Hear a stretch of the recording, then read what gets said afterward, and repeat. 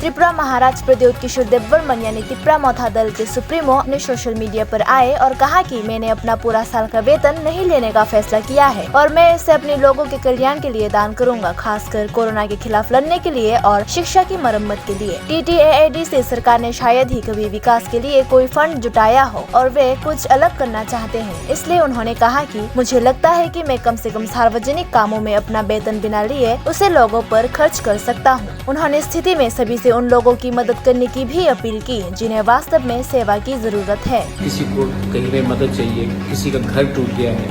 किसी को दवाई चाहिए और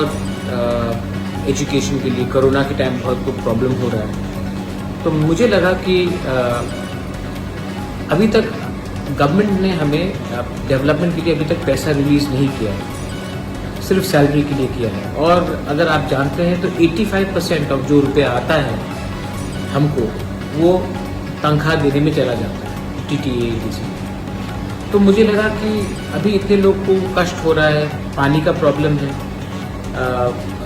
घर में छत टूट गया है, बहुत जगह में बहुत प्रॉब्लम है, कोरोना का बहुत प्रॉब्लम है। तो मुझे लगा कि इस समय अगर मैं अपना सैलरी लूँ और लोगों को इतना कष्ट हो रहा है तो ये गलत बात होगा। इसी के लिए मैंने अपना 1 साल का पूरा सैलरी फॉरगो कर रहा हूँ मैं, और ये सैलरी मैं अपने